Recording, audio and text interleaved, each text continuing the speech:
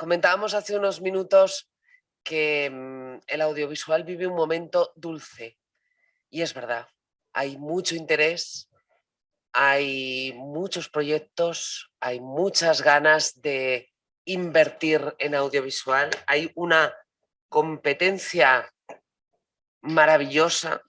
No sé si eso se traduce en competitividad.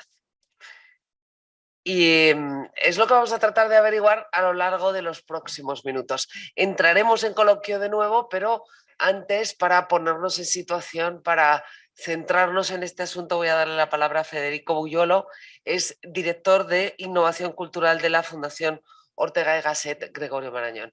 Federico. ¿Un apitado? Vale.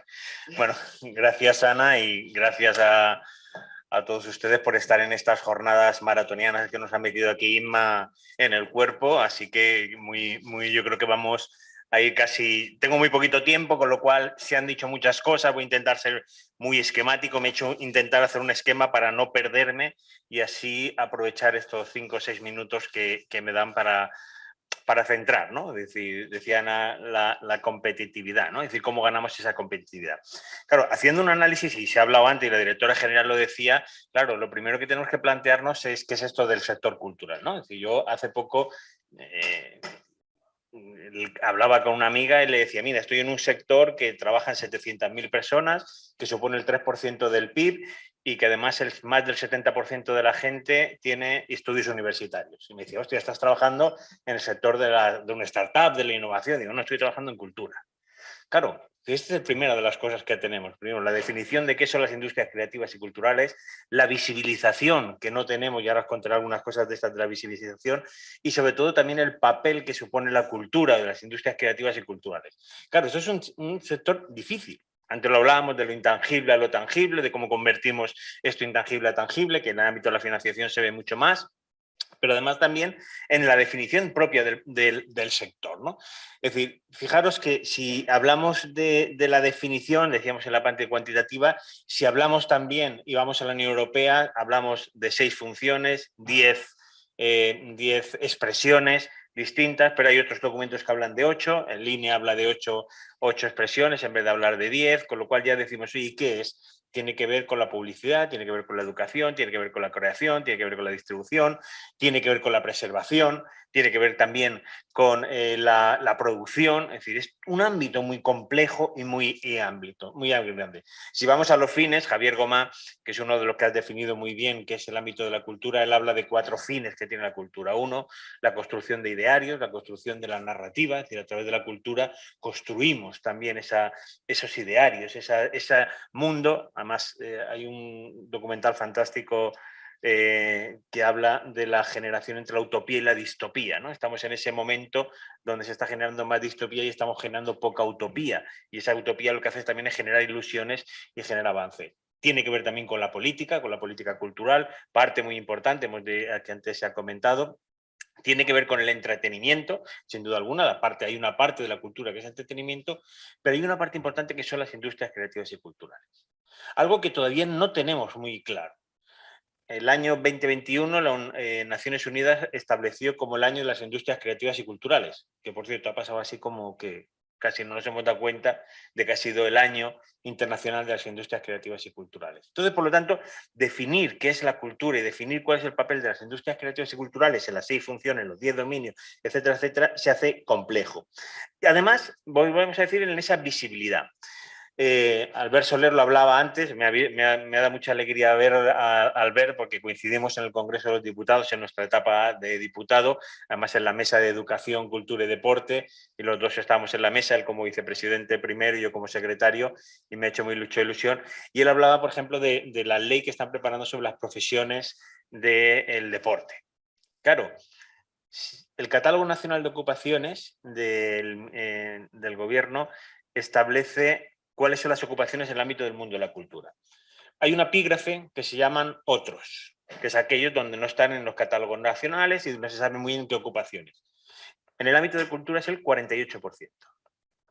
Claro, si no sabemos identificarnos. Si vamos al Catálogo Nacional de Actividades Económicas ya es todavía más complejo, y si vamos al Catálogo Nacional de Cualificaciones Profesionales todavía más complejo. Por lo tanto, todavía tenemos que identificar cuáles son los trabajadores culturales. Y los trabajadores culturales no es solamente el artista, el escritor, sino que hay toda una línea de trabajo, y si vamos al ámbito del videojuego, el audiovisual es todavía mucho más grande. Segundo de los elementos, el valor. ¿Qué valor aporta? Hoy estamos hablando mucho del valor económico. Claro, ese valor económico, en las primeras jornadas que organizó INMA, hablábamos del efecto multiplicador de la inversión cultural. Porque ese efecto multiplicador que va desde el inicio, desde la educación, hasta cualquier infraestructura que hacemos para el ámbito de la cultura, genera además también esas externalidades positivas, ¿no? Tenemos que ver ese valor, pero también económico, pero tenemos que ver también el valor social que aporta en el ámbito de la cohesión, en el ámbito del turismo, en el ámbito de generación de una comunidad, en el ámbito de creación de esa ciudadanía global. Por lo tanto, ya vemos ahí esos tres elementos entre la definición, los valores, la visibilización, y si esto era poco, tenemos unos retos. He identificado tres retos, por ir muy rápidos. Uno, el reto digital. Claro, esto es claro. Antes os ha comentado en la pandemia un dato que me ha parecido brutal, que aparece en el documento de UNESCO publicado hace un par de semanas sobre repensar las políticas de creatividad. Habla que, por ejemplo, dos empresas, Netflix, ha pasado desde el año 2016 al 2021, leo todos los datos, de 69.000 usuarios minuto a 584.000 usuarios minuto. Si hablamos en Spotify, de 38.000 usuarios minuto a 196.000 usuarios minuto. Uno multiplica por 10, otro multiplica casi por 8, por 7. Por lo tanto, el ámbito digital es importantísimo, y que por lo tanto eso. Pero claro, ese ámbito digital genera también una serie de retos que tenemos que afrontar. Vivimos en una sociedad compleja y por lo tanto todos los problemas son complejos. Uno, aún no tener una política digital. Afortunadamente tenemos con los Next Generation toda una línea, aparte del componente 24 25 que se ha hablado antes, el componente 19 que habla de las competencias digitales. Segundo, la brecha. Tenemos que afrontar esa brecha. Por cierto, una brecha de uso, es decir, en España todavía tenemos mucha gente que no tiene acceso a Internet y por lo tanto no tiene acceso a esos contenidos que antes hablaba, que para nosotros nos puede parecer accesible el poder pagar 10 o 12 euros mes, pero hay gente que todavía no tiene esa capacidad o que no tiene la capacidad económica para poder afrontar eso. Pero también la brecha en la generación de contenidos. Claro, esa generación de contenidos necesitamos también, por supuesto, capacitación y además recursos tecnológicos para poder trabajar en blockchain, inteligencia artificial, etcétera, etcétera. Terceros elementos, la remuneración en el ámbito digital.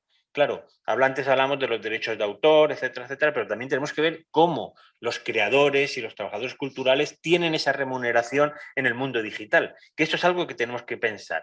En Francia, por ejemplo, están haciendo un nuevo modelo de Spotify donde las remuneraciones no van a las grandes compañías, sino que se están quedando los autores y está generando una posibilidad de que esos autores se generen con ellos mismos. Y, por supuesto, la de generación de contenidos. Generación de contenidos en el ámbito digital no significa que aquello que hacemos en físico lo pasamos a digital y ya estamos en la era digital. No, significa repensar cómo estamos consumiendo y cómo tenemos que generar esos contenidos. Segundo de los elementos y de los retos, la sostenibilidad. Basta sobre que lo diga, además dentro de la Next Generation es muy claro, 100% de los fondos no tienen que estar afectados con la sostenibilidad, 35% tiene que estar directamente ligado a la sostenibilidad. Pero además desde el ámbito de la cultura tenemos un elemento que se llama la creatividad, que es pieza fundamental para trabajar también en las políticas de sostenibilidad. Tercero de los elementos, el social. Claro, es que tenemos que cambiar también esta manera de entender cómo la sociedad ya no solo consume desde una manera de consumista, finalista de la cultura, sino que además cambiamos en ese ámbito. En estos retos, además, tenemos que entender que las industrias creativas y culturales son uno de los elementos de futuro. Aquí se ha comentado, el informe McKinsey sobre el futuro del trabajo habla que de los 3 sectores que más van a crecer de aquí al año 2030, el primero es el tecnológico, el segundo es el de salud y el tercero es el de la creatividad. Y en esto tiene que ver las industrias creativas y culturales. No solamente pensando en la exposición, en teatro, etcétera, etcétera, sino también toda esa política de creatividad. Voy concluyendo. Esta casa, la COE, planteó en el año ya 2019, en la iniciativa estratégica de país número 16, los 4 elementos hacia los que debería ir las industrias creativas y culturales. Primero, la estructuración del sector. Por cierto, esto es un pensamiento en voz alta que no lo tengo reflexionado, pero quiero hacerlo. Ojo, no hagamos o no metamos a martillazos el sector de las industrias creativas y culturales en la reglamentación actual. No funciona. No funciona. Tendremos que crear algo ad hoc para las industrias creativas y culturales, porque efectivamente somos distintas y trabajamos en intangibles, pero tendemos a coger lo que es el sector de industrias creativas y culturales y llevarlo a la titulación normal, a la reglamentación normal y meterlo a martillazos. Y estalla por todos los lados chispas.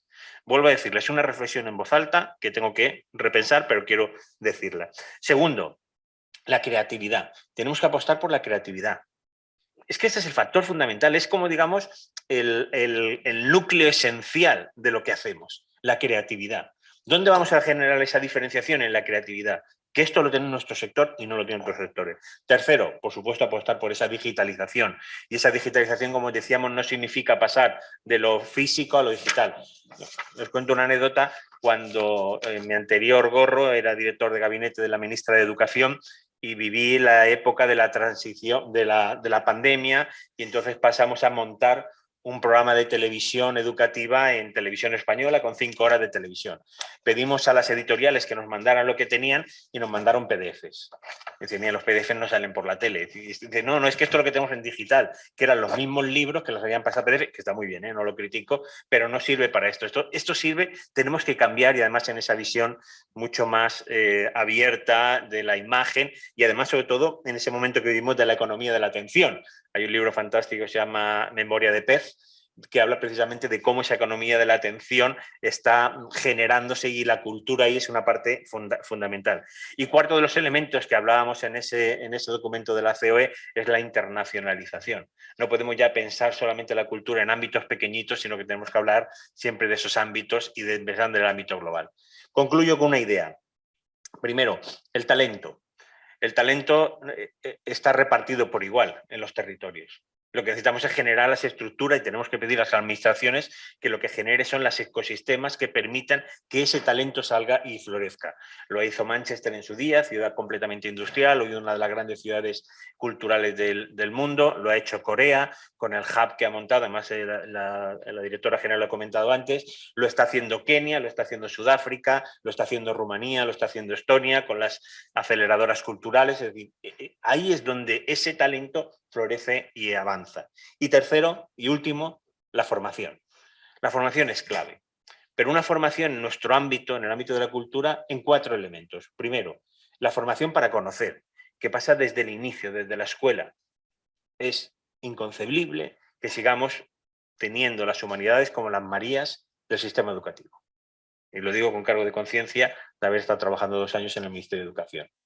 Es decir, no puede ser que no tengamos esa educación artística que va más allá de pintar o hacer un collage, va el de interpretar. Segundo de los elementos, interpretar qué significa la cultura, qué es el lenguaje de la cultura, qué aporta. Tercero, el valorar.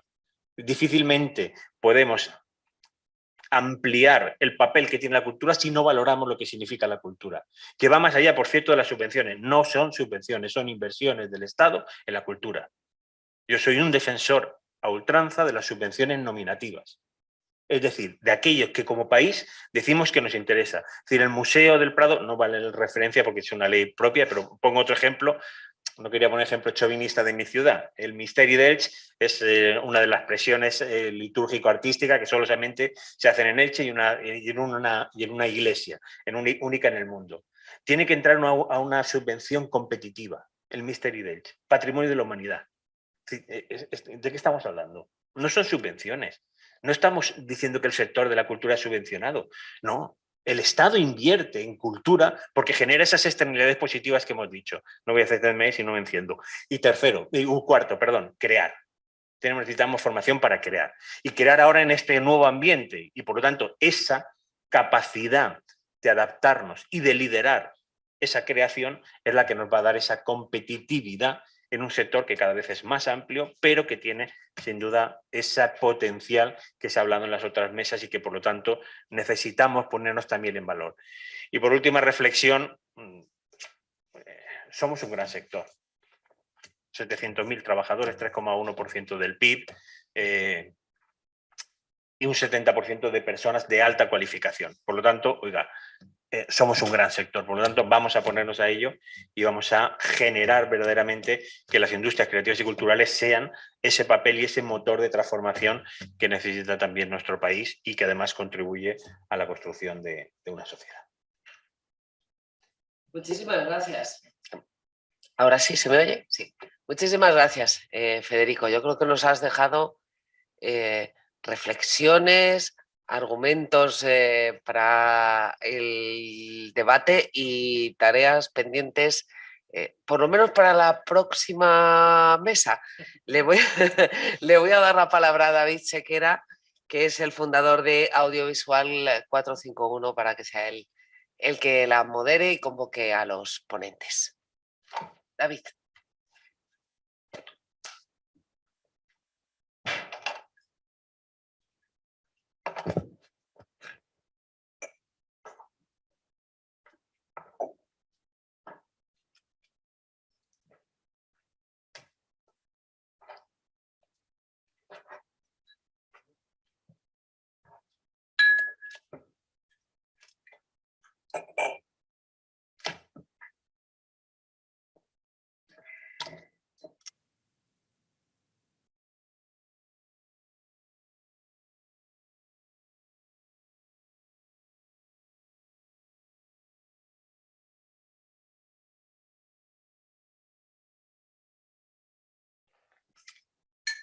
Pues muchas gracias, Federico, por contextualizar también la mesa. Ya nos has hecho la mitad del trabajo. Y bueno, pues en la mesa tenemos allí al final a María Luisa Gutiérrez, que es productora audiovisual y presidenta de AECINE, la Asociación Estatal de Cine, la principal asociación de productores de cine exclusivamente, independientes. Después está Mónica Carretero, que es la responsable de Industrias Culturales de CREA SGR. Daniel Martínez, que es viceconsejero de Cultura y Turismo de la Comunidad de Madrid. Y aquí a mi lado, Jordi Bosch, que es presidente de PATE, que es también una asociación de productores independientes. Pero bueno, en este caso son productores audiovisuales, o sea, meten cine y televisión. Y nada, bueno, podemos empezar, por ejemplo, con Daniel. Yo quería plantearte cuestiones como, bueno, en este cambio de paradigma, ¿no?, de la financiación audiovisual que hemos comentado y que se ha comentado en esta jornada, la colaboración público-privada es fundamental y yo creo que ahí la Comunidad de Madrid tiene mucho que decir, ¿no? ¿Qué podrías tú comentar al respecto de eso? Gracias, David.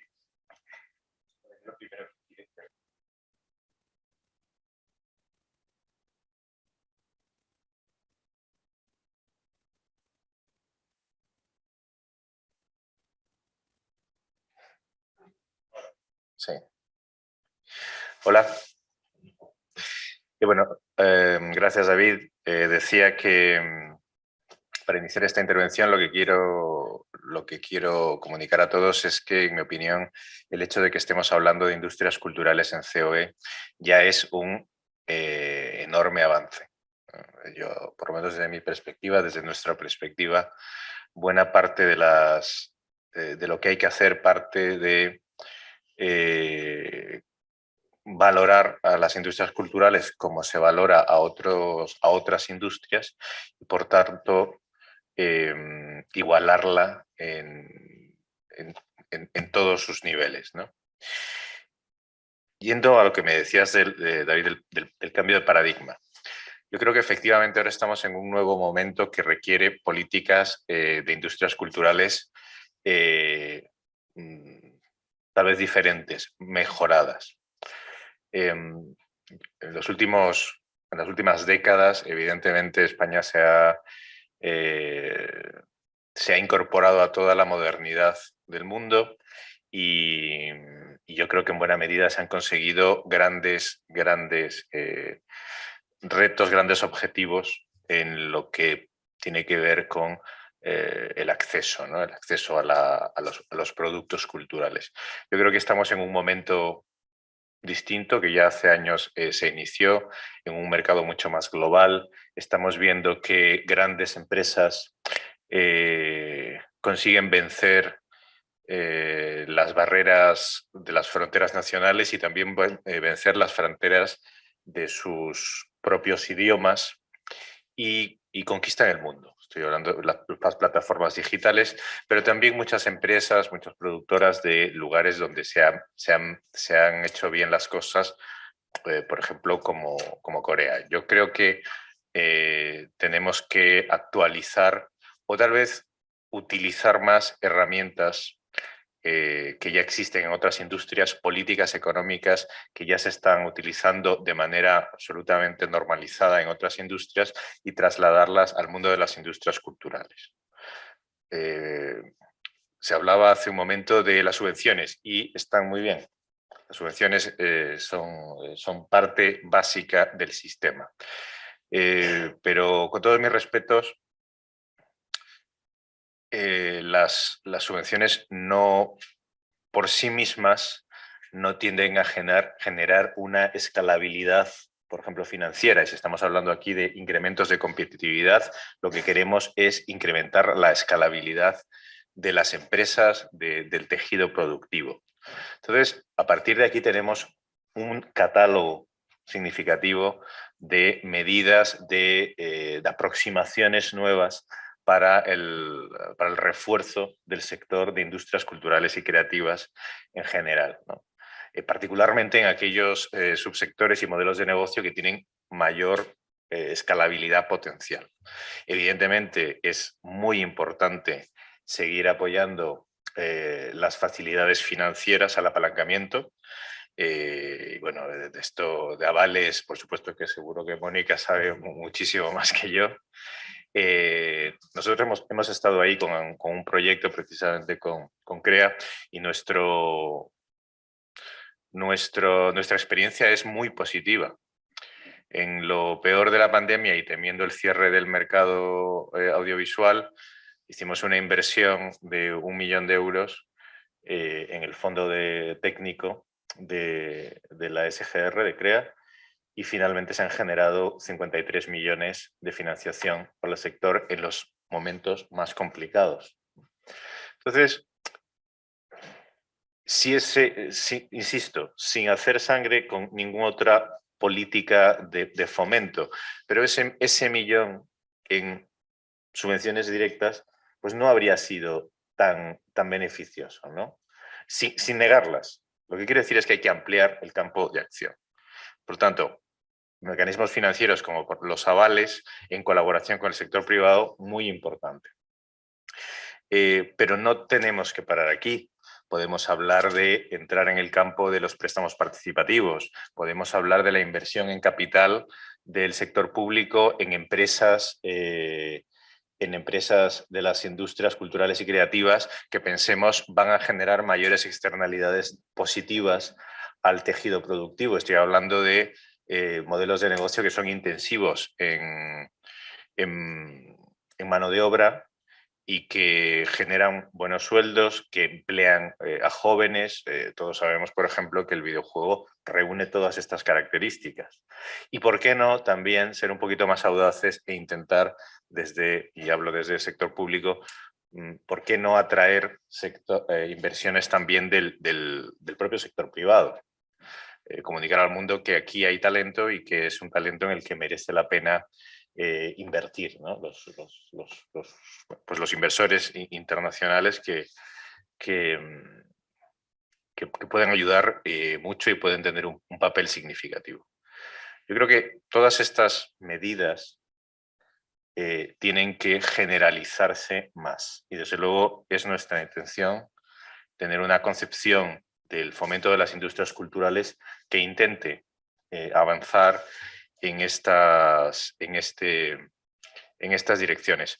Asimismo, también es importante, sobre todo en momentos de mucha deslocalización de los centros de trabajo, bueno, poner en valor nuestras ventajas, ¿no? Cualquier ventaja que pueda existir, ya sea impositiva, de infraestructuras, geopolítica, del talento que hay en España, mis actuales responsabilidades en la Comunidad de Madrid, los titulados que salen bien formados. Es decir, también es importante que desde el sector público pongamos en valor todos estos activos para atraer a los inversores extranjeros, a las grandes empresas que queremos que estén aquí. Yo creo que este sería uno de los pilares fundamentales.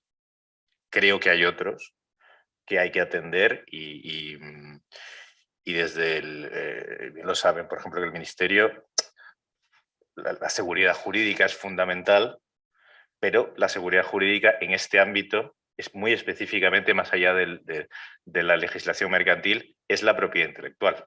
La propiedad intelectual está en el centro de la seguridad jurídica de las industrias culturales, creativas y culturales. Y en España y en Europa, ¿en qué somos fuertes? Somos fuertes en contenidos. Y, por tanto, tenemos que ser inteligentes para gestionar adecuadamente el ordenamiento de propiedad intelectual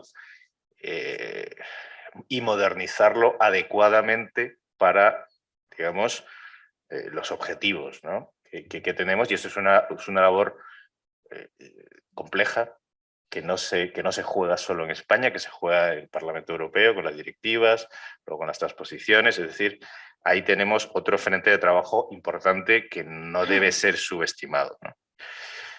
Y bueno, ¿cómo haríamos todo esto? Y allá, si quieres, vamos a la parte más conceptual y más filosófica o de conciencia general de esto, ¿no? ¿Cómo reactivamos, cómo fomentamos estas muchas líneas de trabajo? ¿Cómo atraemos a la inversión extranjera? ¿Cómo nos prestamos verdadera atención y la adecuada relevancia que tiene, por ejemplo, la propiedad intelectual? Bueno, pues esto ya es una cuestión política. Es decir, aquí, y por eso empezaba diciendo que es tan importante estar hoy hablando de industrias culturales en COE. Lo primero que hay que hacer es tomarse muy en serio a las industrias culturales y darse cuenta de que hay una oportunidad de país que no digo que estemos desaprovechando enteramente, pero que sin duda podemos aprovechar mucho más. Es un excelente síntoma que estemos así y tenemos que seguir en esta línea. Mencionaba Corea y el señor Buyolo también ha mencionado Corea, por ejemplo. Ese modelo. En el mundo hay 80 personas que hablan coreano y han hecho un desarrollo de sus industrias culturales y creativas impresionante, imponente. Es el gran emisor de contenidos y ha verdaderamente industrializado este sector en todo Asia. Incluso buena parte de sus productos nos llegan a nosotros. Hay 600 millones de personas que hablan español.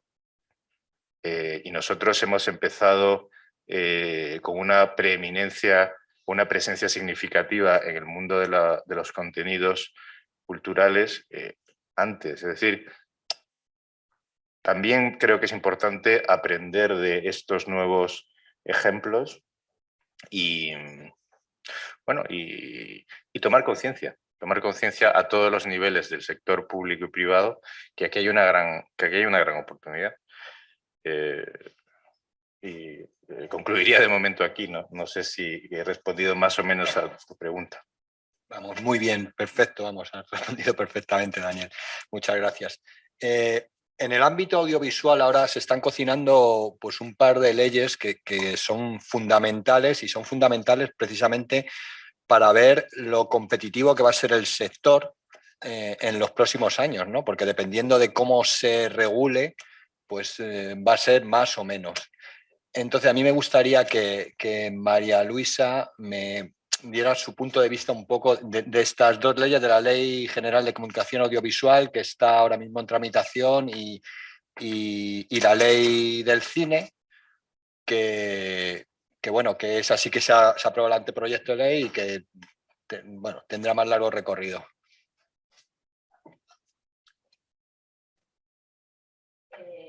Sí, la verdad Es que nos encontramos en un momento dentro del sector en una especie de volcán en ebullición y definiendo un poco lo que va a ser el audiovisual en los próximos 10 años. Sin lugar a dudas, el audiovisual, coincido aquí con Daniel, es una oportunidad enorme, económica, cultural, pero también económica. Y estar aquí en COE, pues efectivamente para nosotros, en este caso representamos al cine, pues es un lujo y es el que se nos tome o que se nos vea, ¿no? Como los productores que somos, que al final somos empresa. En la Ley de Comunicación Audiovisual, que está en trámite parlamentario y estamos hablando con todos los grupos políticos, desde nuestra asociación, que es la Asociación Estatal de Cine y que representamos a los productores cinematográficos, tenemos una gran preocupación con lo que es la definición del productor independiente. No porque la definición en sí nos vaya a llevar a ningún sitio, sino por todas las implicaciones que tiene esa definición. Porque al final, desde 1989, Europa tiene una serie de directivas en las que habla de promocionar al productor independiente y de definir al productor independiente en función de una serie de criterios, en función de quién es el dueño del productor independiente, quién está detrás y sobre todo para quién trabaja, pero también qué derechos tiene ese productor independiente. Entonces nos encontramos una ley de comunicación audiovisual ahora mismo con un proyecto de ley que está a punto de aprobarse, en el que se habla de que un original de un prestador de comunicaciones audiovisuales podría ser considerado obra independiente. Un contrasentido, porque si es algo que te encargan, no sería normal que fuera independiente. Entonces, no sé el conocimiento que hay en la sala de las implicaciones que tiene esto, pero indudablemente hay una obligación para los prestadores de servicios de comunicación audiovisual, que hasta ahora era solo para las televisiones lineales, pero que a partir de ahora va a ser para todos los prestadores de servicios de comunicación audiovisual, donde se incluyen, por ejemplo, las plataformas, que van a tener que verse obligadas a invertir en producciones independientes. Y es muy curioso porque en este proyecto de ley, en la definición que hacen, en la que se podría entender que un original forma parte o es una obra audiovisual, con lo cual podrían cumplir esa obligación con su propia obra, 100% de ellos, es muy curioso porque va en contrasentido con la interpretación que la CNMC ha ido haciendo durante los últimos años de lo que es una producción independiente. Se considera producción independiente aquella, de hecho creo que voy a leerlo porque lo tengo por aquí. La CNMC dice, en consecuencia, una obra será de productor independiente cuando está participada mayoritariamente por productores independientes. En otras palabras, si para que una obra sea considerada europea, más del 50% de la producción debe recaer en productores europeos, para que una obra sea considerada productores independientes, más del 50% de la producción debe de caer en prestadores englobados en esta definición. En definitiva, ¿qué es lo que estamos pidiendo? Pues que los productores independientes se queden con parte de esos derechos, que al final van a ser el patrimonio que se queda en nuestro país.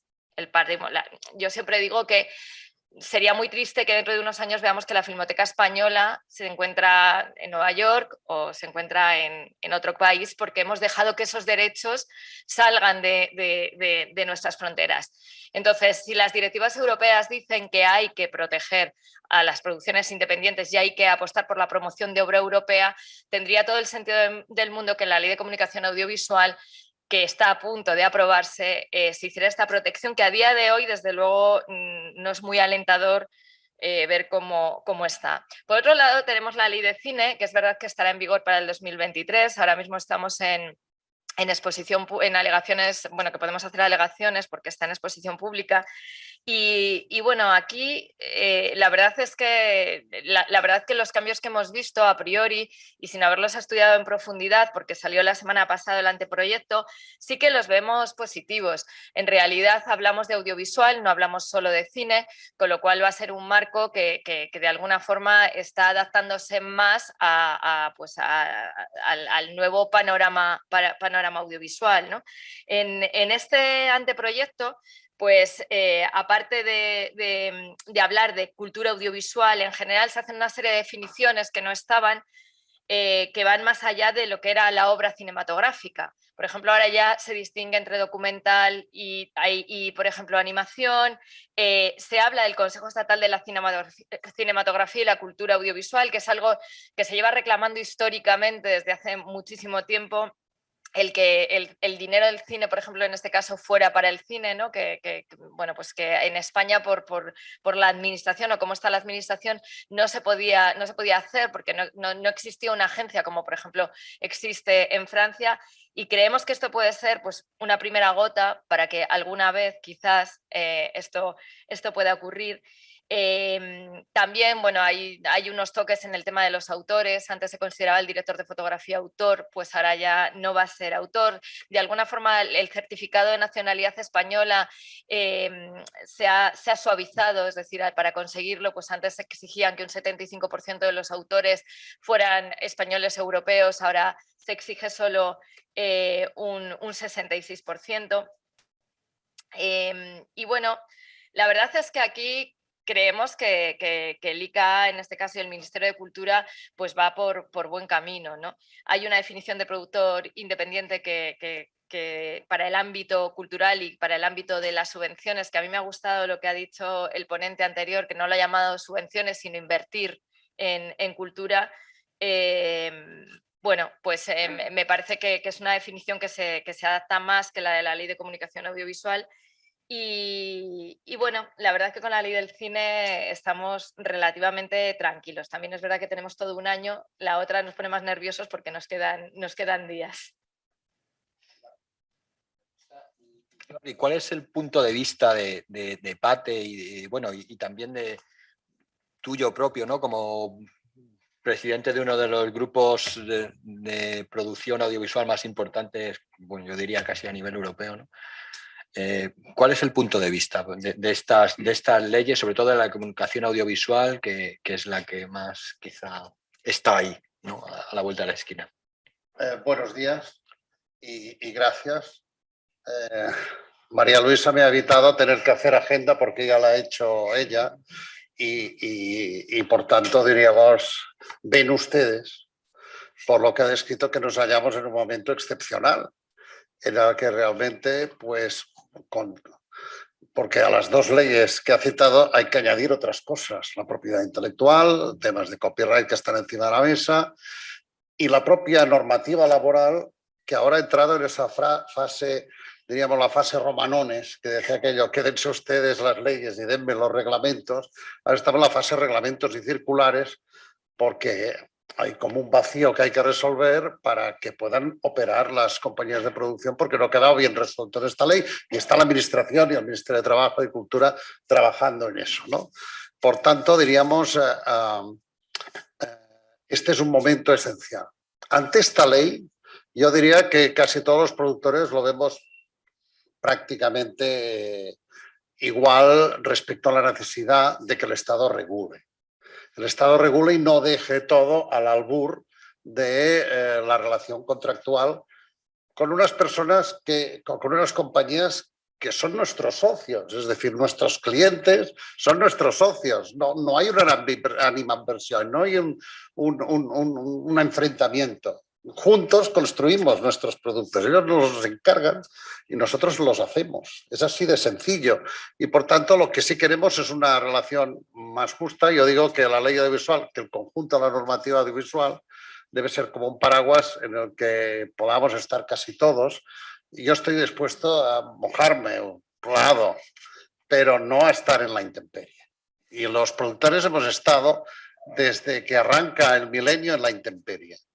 Y es cierto que tenemos algunas discrepancias, pero esperemos que se puedan acercar. Nosotros estaríamos, para que ustedes entiendan, cuando he hablado de la producción independiente, nosotros estaríamos por una definición más sencilla que lo que marque que la independencia la da la no vinculación con el emisor. Para nosotros esto es lo esencial. Es cierto que luego debería abundarse en cómo se desarrollan algunas políticas que deben atender a determinado tipo de producción. Eso estamos, vamos a ver cómo sale. Obviamente tendremos tiempo de trabajar. Os dado un tema de Corea que me sirve para complementar también lo que ha dicho María Luisa, para situar en este ámbito del foro económico que es la COE, que nos va muy bien venir, y es muy importante que la COE haya abierto pues su sección o su no sé Miguel Ángel cómo se llama, pero diríamos la Comisión de Cultura y Deporte, porque no estábamos. Y estamos muy bien representados porque el presidente es Enrique Cerezo, que es presidente de GEDA y es productor, ¿no? El tema de Corea me sirve para decir, es cierto, sale mucho que están haciendo en Corea, como en Israel, que han hecho una labor muy importante de creación y de distribución de sus formatos en todo el mundo. Es que ahí ha habido un instrumento público-privado sobre el que no me voy a extender y que yo he intentado lanzar, y yo creo que será bueno que las asociaciones lo hablemos dentro de un tiempo en el ámbito de los fondos europeos, que desarrolla la creatividad, que desarrolla la exportación, que hace posible determinadas cosas y que hace que en un momento dado pues una producción pueda ser puesta en marcha sin tener que depender de que esté financiada al 100%, etc. Por tanto, el tema de Corea tiene detrás una labor del Estado, del gobierno coreano y también de los inversores coreanos. Y este es un tema que, bueno, pues exigiría toda una intervención para explicar cómo está Corea. De alguna manera lo que está sucediendo es que durante muchos años nadie en el Estado, gobernara el PP o gobernara el PSOE, ha tenido una visión muy moderna, por decirlo de alguna manera, de hacia dónde debe ir una actividad audiovisual que están viendo a lo largo de la mañana, que es tan importante desde el volumen, desde la contribución en impuestos. Y por tanto, por eso pongo mucho en valor la presencia en la COE. ¿Qué es un productor? Pues un productor pues es varias cosas a la vez. Es evidente un creador, un aglutinador de creadores, pero también un empresario. Yo no quiero desarrollar qué es lo que hacen los productores de pequeñas, grandes o medianas compañías, los productores y productoras de todos estos hombres y mujeres que ponen en marcha o dirigen estas compañías y trabajan en ellas. Pero no es simplemente alguien que está en la puerta de su casa, de su despacho, esperando que le vengan a decir. Es un generador de contenidos, desde el guión hasta que entregas a la cadena o a la plataforma o a las salas tu producto, pero también lo ejecuta, es empresario también a la vez, porque tiene que organizar una corporación que eso lo haga posible, que aglutine artistas, producción, técnicos, que asume riesgos frente a cualquier desviación que se produce, cualquier accidente, que tiene que convencer a los operadores, tiene que tener una dimensión cultural y creativa que haga que constantemente le vaya trayendo cosas, que detecte en cada momento qué es lo que puede interesar al usuario, al ciudadano, al espectador, que financia la mayor parte de los proyectos. Evidentemente que alguien nos los compra, pero que los financia. Durante muchos años, al inicio de la explosión audiovisual, el sector pudo bastante autorregularse. El sector pues tenía una cierta capacidad de decir aquí hemos de vivir todos. Los operadores, que básicamente eran las televisiones, y los productores, las productoras, las compañías productoras. Y por tanto se alcanzaban unos acuerdos en el margen que debías obtener, la capacidad de cargar por ejecutar algunos servicios adicionales, acuerdos comerciales, reversión de los derechos, ventas internacionales, y ahí se llegaba a un acuerdo, y ese acuerdo te permitía crecer, mantener abierta la compañía, porque si no la tienes abierta no tendrás ideas, y ofrecer grandes productos, productos que viajaron y que han seguido viajando. Pero es cierto que por ausencia de una regulación audiovisual, la ley sin frontera, la ley audiovisual, que protegiera de oficio, lo hemos tocado a lo largo de toda la mañana, el tema de los derechos, el tema de la propiedad, que es la que Rafael Lambea, que es el director de CREA, lo ha dicho esta mañana, estaba antes por aquí, y lo decía, es decir, cuando has de dar un valor a una compañía, cuando le dejas dinero, dice, ¿tienes derechos? Y entonces, si la respuesta es sí, esa capacidad de decir, bueno, yo voy a retener algunos, los voy a vender, voy a generar un spin-off, voy a crear una continuidad, voy a darle un valor. Entonces, poco a poco, y ahora se ha acentuado con la llegada a las plataformas, insisto, las cadenas, las plataformas no son nuestros adversarios, son nuestros socios. Y lo que queremos es un acuerdo justo que nos permita a todos continuar con nuestro trabajo de la forma más eficaz posible, creciendo. Y eso beneficia a todos, son mejores productos. Pero sí que es cierto que poco a poco se fue introduciendo en España, alejándonos de los modelos europeos, no de toda Europa, pero por ejemplo francés, por decirlo de alguna manera, y no solo en desgravaciones, en ayudas fiscales, en apoyos como ha existido en Francia, que ha permitido que las empresas francesas crezcan y se puedan expandir, etcétera, a lo largo de muchos años, sí el modelo americano, por decirlo de alguna manera, de la relación del creador-productor con lo que finalmente emite, que es aquel que pone el dinero o aquel que paga más, al final, es el que se queda con todo. Y esto no encaja, diríamos, con la capacidad de que las compañías productoras funcionen de una manera razonable, insisto, creciendo y ofreciendo mejores productos a sus clientes, ¿no? Esto, vamos a ver cómo queda la ley audiovisual, las diferentes leyes. A mí me consta que el gobierno ha intentado hacerlo del paraguas, pero es cierto que puede existir la tentación de decir, no os preocupéis, si vais a trabajar mucho, vais a trabajar tanto que es igual, ya no es eso, porque al final hay otra cosa que es muy importante, que es, yo además por edad, yo ya he estado mucho tiempo en Televisión Española, fui secretario de Televisión Española 15 años y lo viví desde un lado y luego, primero en el grupo Endemol y ahora en el grupo BNJ, que son toda una suma, nosotros somos como una cooperativa, diríamos, de productoras en la que no hay, diríamos, cada compañía es independiente de otra y tiene su espacio en el mercado, Just Music, Shine, etc. Entonces, comienzo a pensar cómo lo harán la gente más joven que tiene ganas de ser productora o productor, ¿cómo lo hará? Y a veces a mí me pasa con algún miembro joven de mi familia que me ven, oye, esto que hace el tío Jordi es divertido, está bien, le permite ir a ver, pues, está en programas, nos lleva al fútbol, etc. Y es muy complicado. Es decir, veo muy difícil todo esto.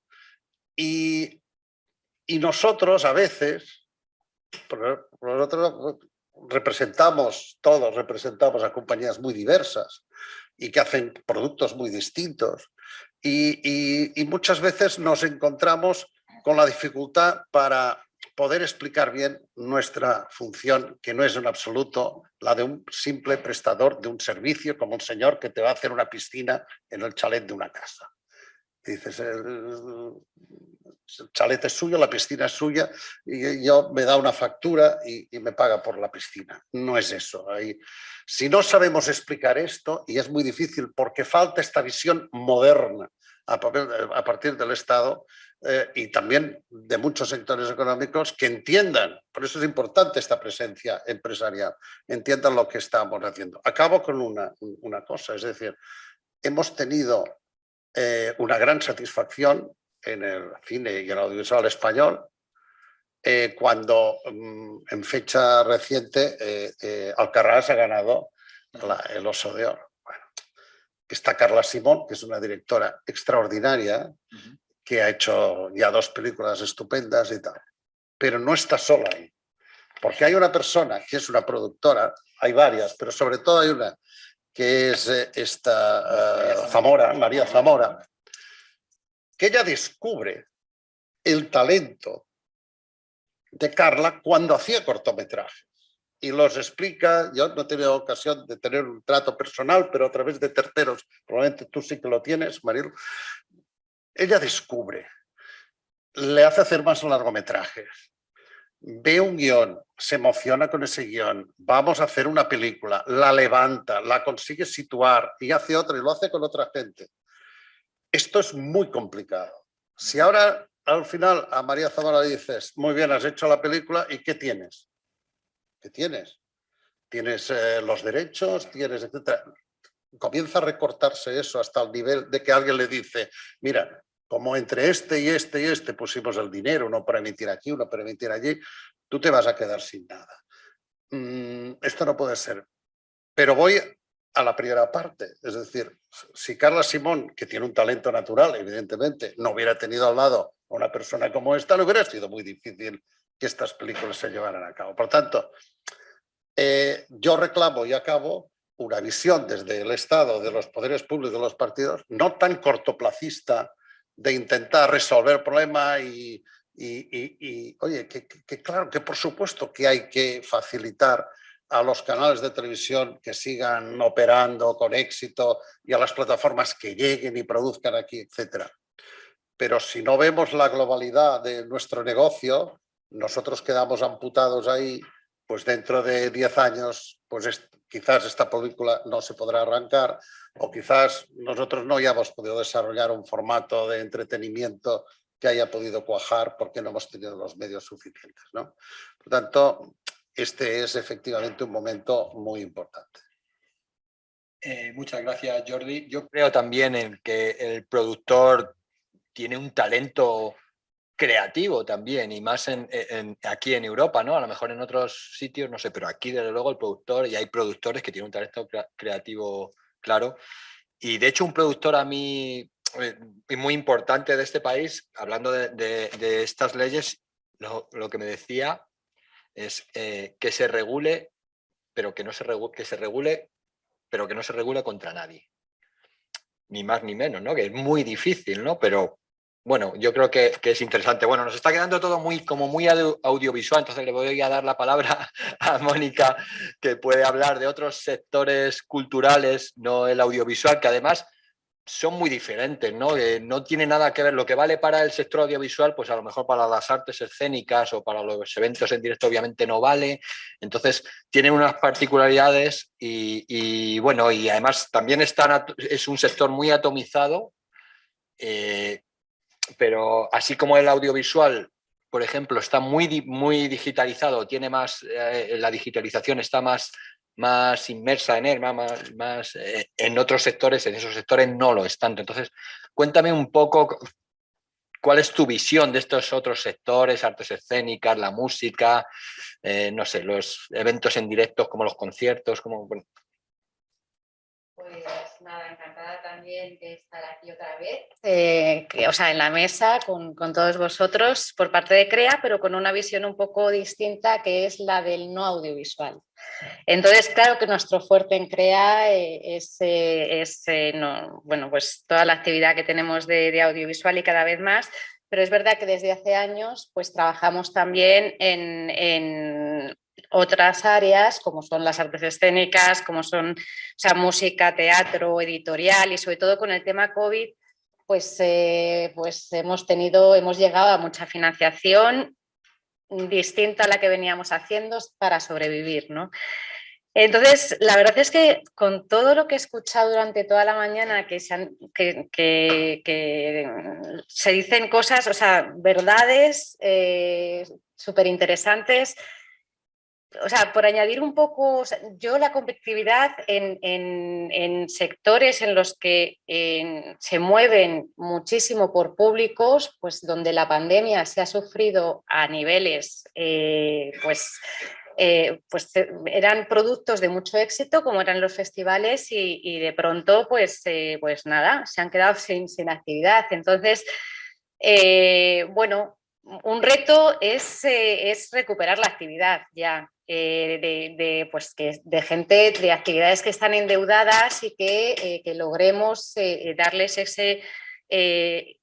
darles esa financiación para que realmente continúen con la actividad. Pero un reto que me viene un poco con el éxito, la verdad, de los números con vosotros, Daniel, con el ayuntamiento, desde el principio, porque bueno, CREA es una iniciativa de GEDA y del Ministerio, es decir, pues la colaboración, o sea, estamos aquí y estamos muy bien y tenemos todos muchas ideas muy buenas y muchas comunes y muchas áreas donde trabajar, pero yo creo que nosotros somos un ejemplo de colaboración público-privada. Entonces, lo básico, es verdad que hay industrias muy escalables y muy apetecibles, que son vitales para que luego haya otras de base que alimenten esos cortos, ese director de orquesta, esa obra de teatro pequeñita, que luego hay musicales que ya son otra cosa. Entonces, yo veo un montón de retos, son sectores completamente distintos y hay veces que me da mucha pena pues ver que es verdad que hay muy buenos creadores, muy buenos desarrolladores, videojuegos. Videojuegos, a mí me da muchísima rabia porque faltan cosas, se ve que faltan y es que nos tenemos que poner ahí a solucionarlo, como son unas desgravaciones, o sea, que el sector es intensivo en mano de obra de alta cualificación, y es que, para que os hagáis una idea, dentro de la gestión de CREA, casi lo tenemos en el no audiovisual, porque el audiovisual, aparte que porque lo conocemos y nos conocen, tiene un modelo al que nos vamos adaptando. Estáis muy profesionalizados, quiero decir, hay mucho recorrido y videojuegos lo hemos metido, que ya dice mucho, con otra industria cultural, como tratamos, pues, con el cariño que tratamos a todas las microactividades que son la base de la cultura, ¿no? Entonces, retos, pues dependiendo del sector hay muchos. Están a utilizar las ayudas europeas. Por supuesto que el ecosistema de la financiación, pues ni CREA lo va a resolver todo y ojo, que podemos hacer una pasada, o sea, lo hemos hecho, pero podemos crecer muchísimo más con muy poca ayuda. Con muy poca ayuda porque el multiplicador es muy grande, pero un problema que tenemos también nosotros es la visibilidad. Es increíble, pero es que no nos conocen en determinados sectores y por eso no vienen a nosotros y nosotros, como lo hay el deporte de base, pues está la cultura de base y la cultura de base incluso en la educación, que en los coles no solo se aprenda, sino que te lleven a todas las áreas, los ámbitos donde se desarrolla la cultura y los distintos procesos. Entonces, tenemos un reto en la digitalización.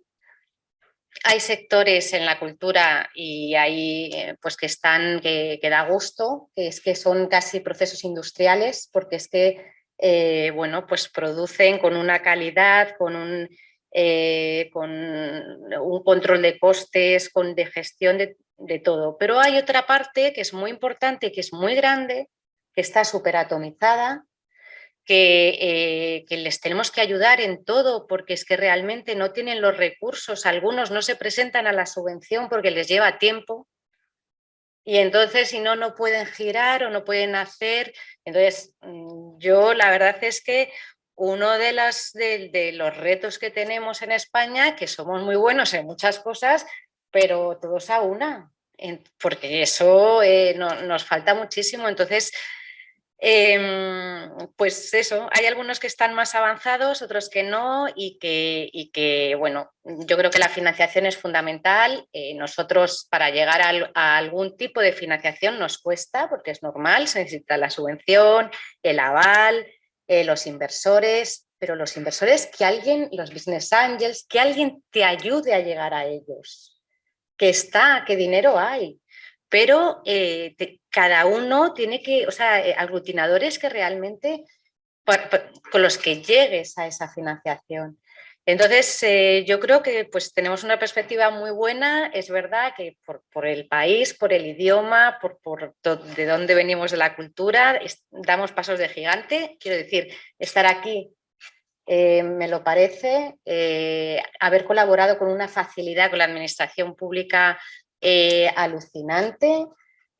Pero bueno, pues hay que dar ese, que los retos, yo es que todas las noches cuando me acuesto y cuando me levanto llena de retos. Entonces, algunos son muy sencillos y otros son más complicados, pero bueno, pues ahí estamos y por suerte, bueno, pues en algunos los compartimos y otros iremos cada uno a intentar resolverlos.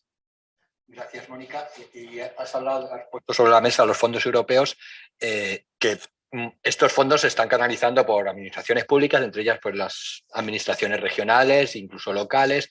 Entonces, yo quería saber que Daniel me comentase qué piensa de estos fondos, qué está haciendo la Comunidad de Madrid para dar acceso a estos fondos a las empresas.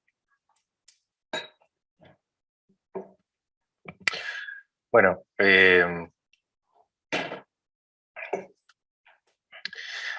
sin ánimo de polemizar. Es cierto, es por todos conocido que a nosotros, al gobierno regional, pues nos habría gustado tener un nivel de participación en el diseño de los programas a financiar con los recursos de Next Generation EU, que no hemos tenido, eso es así. Digamos, siendo esto de esta manera, es cierto que bueno, pues se han generado algunas oportunidades interesantes que pretendemos aprovechar.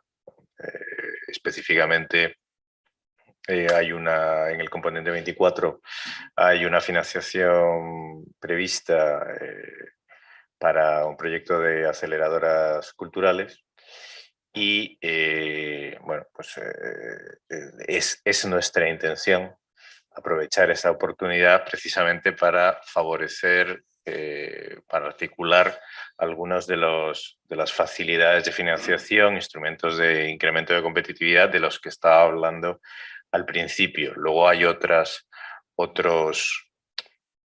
programas dentro del componente 24, dentro del componente 25, que en mi opinión, con loables objetivos, no son,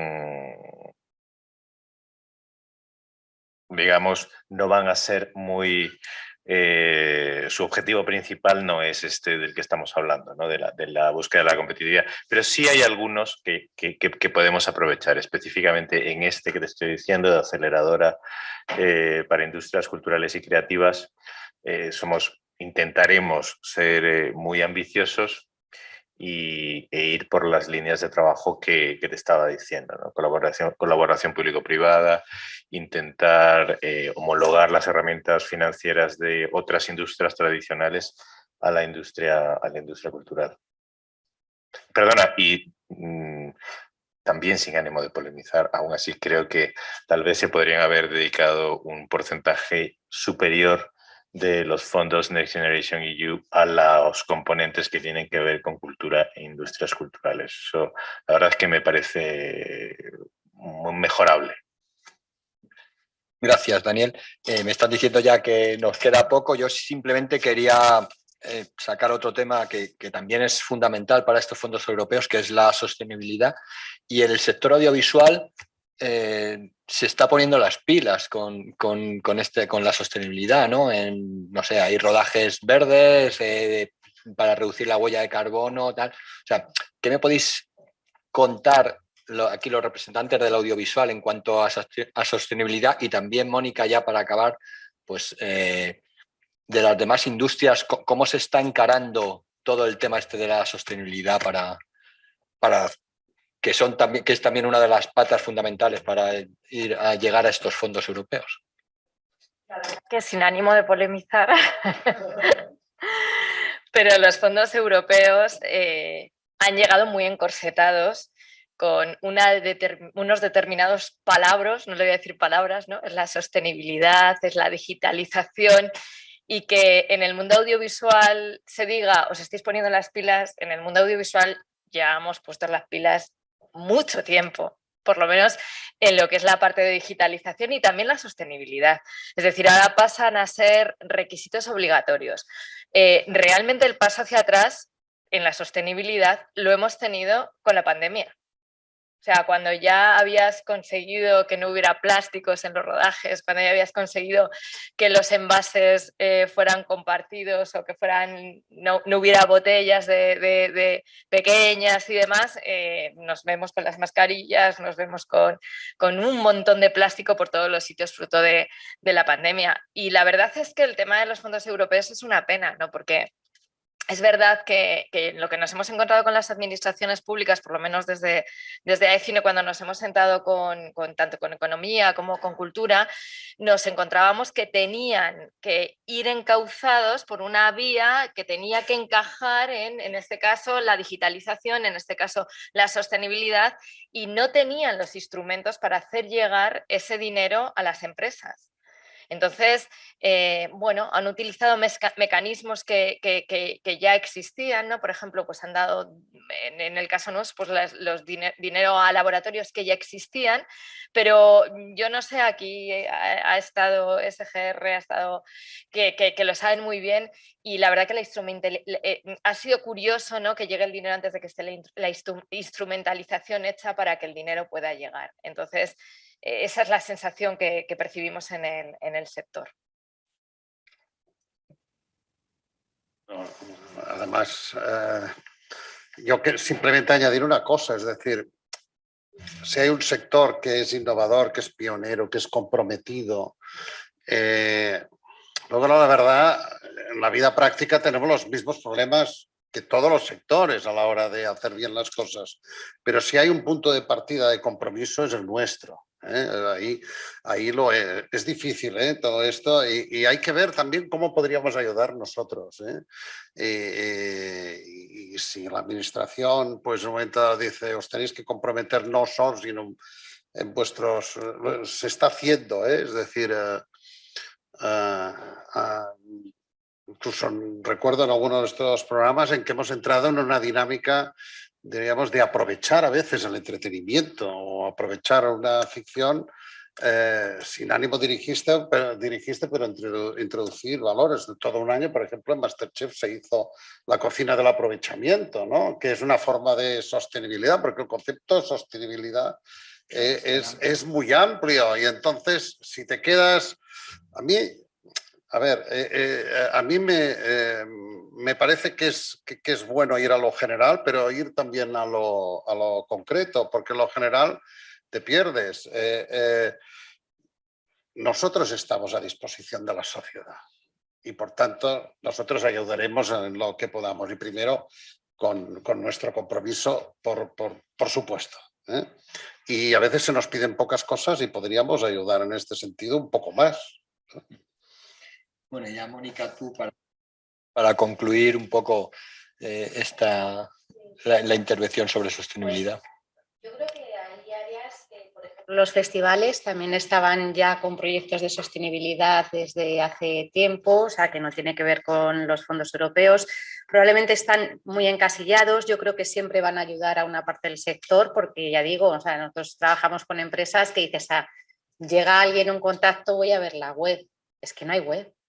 Es que está el nombre y ya está. Entonces, alguien que vende con objetivos más de rentabilidad, menos, pero que quiere atraer públicos y demás, pues lo tiene que tener. Hay salas que están anticuadas y es verdad, bueno, pues que, o sea, yo creo que en mucha parte se va a aprovechar, obviamente, el que ya estaba muy avanzado en el tema de digitalización, pues claro, que venga ahora, que parece que es una palabra que se va a enseñar, pues no.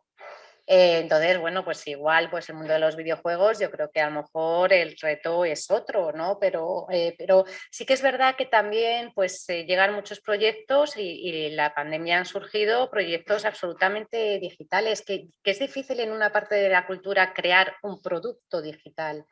Entonces, bueno, pues se han creado productos absolutamente digitales de streaming, pero de artes escénicas o de la música para llegar de otra forma, bueno, de experiencias en museos donde puedes tener, o sea, donde hay un detalle, quiero decir que no es como la visita a un museo, sino que hay un detalle en el cuadro, en la ampliación, en el storytelling que tienen, o digitalizar vestuario, porque un mañana pues se ve que la postproducción está cada vez llevando más peso. Entonces, yo, claro, o sea, no hay nada perfecto. Yo la verdad es que creo que sí que hay empresas que le pueden sacar partido y nosotros estaremos ahí para lo que se necesite, o sea, desde adelantar la subvención, que parece que nunca se necesita, pero siempre llega tarde, que es una realidad, o sea, primero hay que gastarse el dinero y luego llega la subvención. Bueno, pues a aportar el resto, a prestamizar, que es decir, dar préstamos ya es moverse en un nivel de la cultura un poco más profesional y si no es lo que intentamos hacer. Entonces, bueno, pues nosotros, yo como Jordi, nosotros estamos básicamente financiando, evangelizando, formando y lo que nos toca, lo que nos toque, o sea que también nos brindamos para lo que sea. No sé si me da tiempo a que alguien del público... No, no.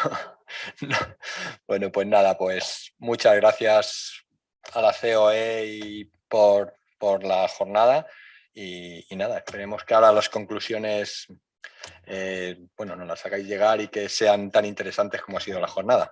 Gracias.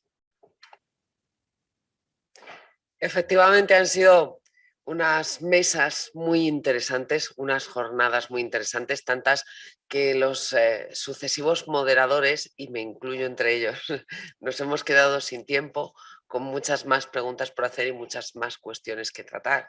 Por ejemplo, toda la actividad audiovisual en redes sociales, el nuevo metaverso, los fondos, en fin.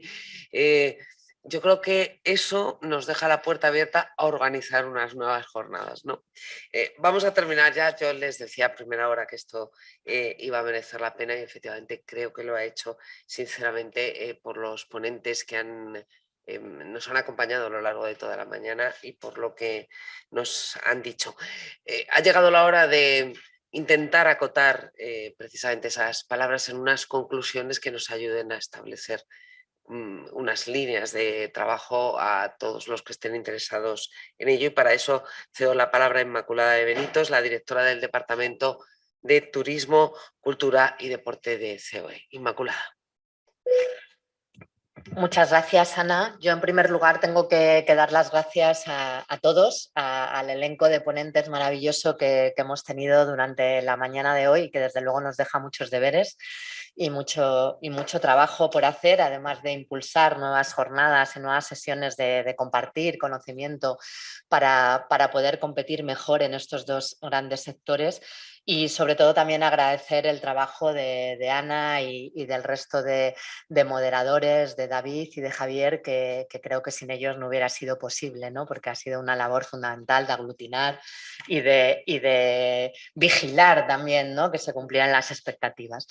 Dicho esto, yo creo que empezamos las jornadas con unas palabras de Ana Samboal, que hacía referencia al acto homenaje ayer de Antonio Nebrija y que a mí realmente me impactaron y que creo que nos guiaron mucho en lo que iba a pasar esta mañana aquí, ¿no? Ana nos decía a la cultura, nos definía, no sé si era la definición, pero nos referenciaba por lo menos a la cultura y al deporte como productos que cuanto más se consumen, más se enriquecen y menos se gastan, ¿no?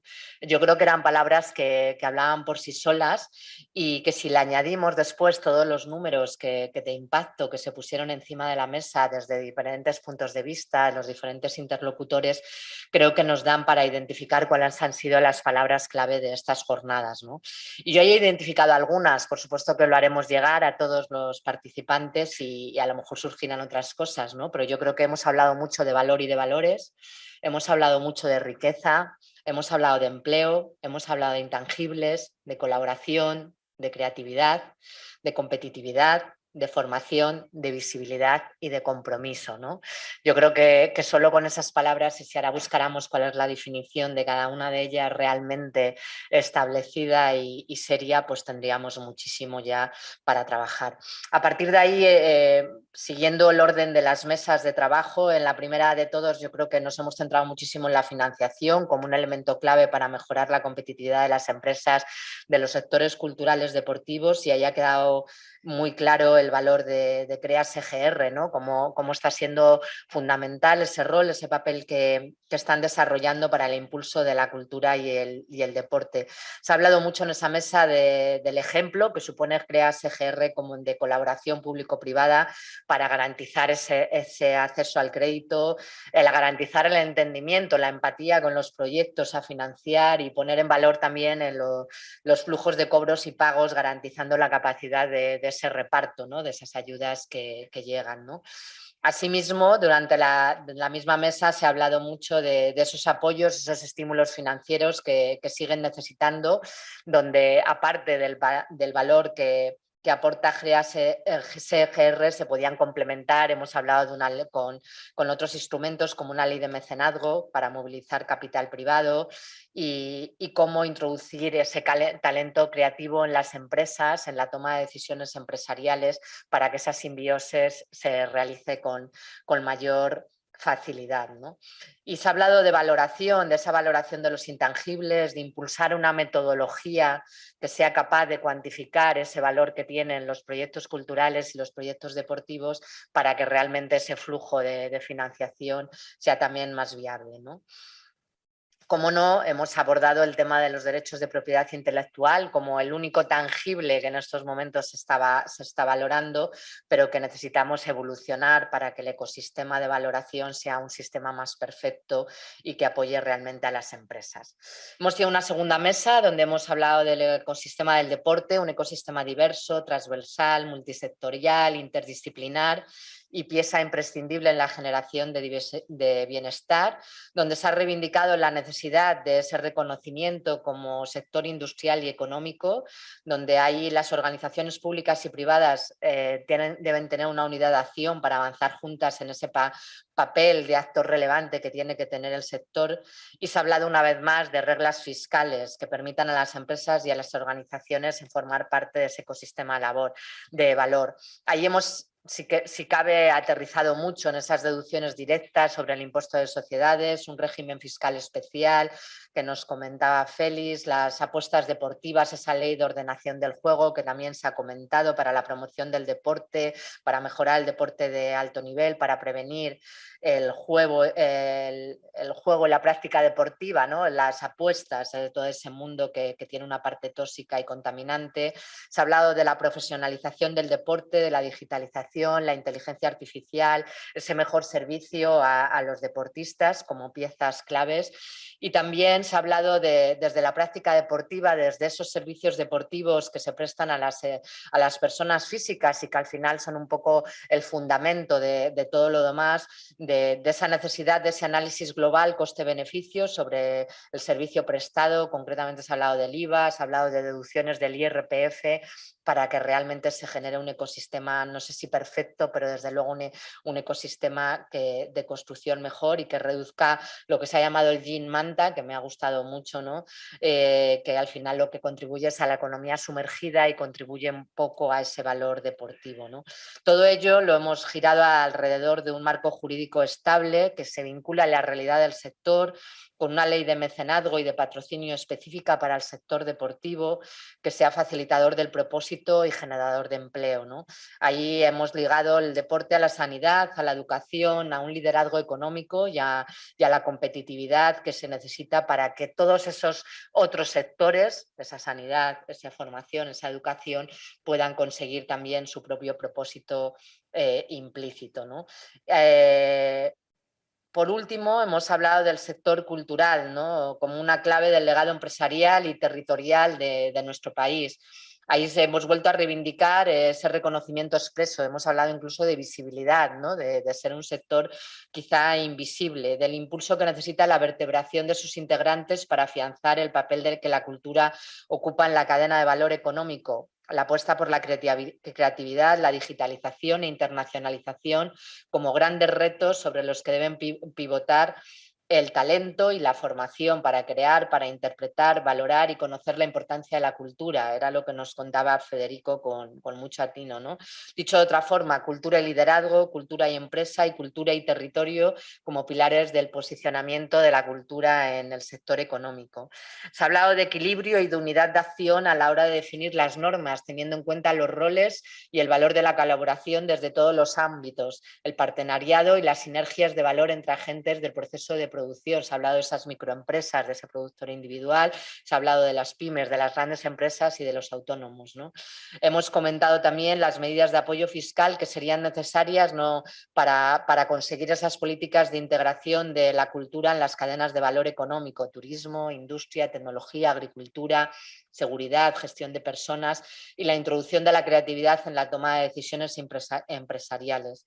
Y por último se ha hecho una referencia a los fondos europeos y me quedo con lo que se ha dicho, que son una oportunidad pero al mismo tiempo una limitación a las necesidades empresariales por su falta de instrumentalización para acercarlos a las empresas. No sé si lo he dicho todo, pero he intentado recoger al máximo todo lo que se ha ido, vengo aquí con la chuleta que he ido elaborando mientras estos grandes profesionales del sector del deporte y de la cultura lo iban diciendo, y solo me queda repetir una palabra que es gracias. Seguiremos trabajando pero con todos vosotros, por lo tanto gracias, y desde luego contar con COE para todo aquello que pensáis que puede ayudar a impulsar esas mejoras que hemos hablado. Muchísimas gracias.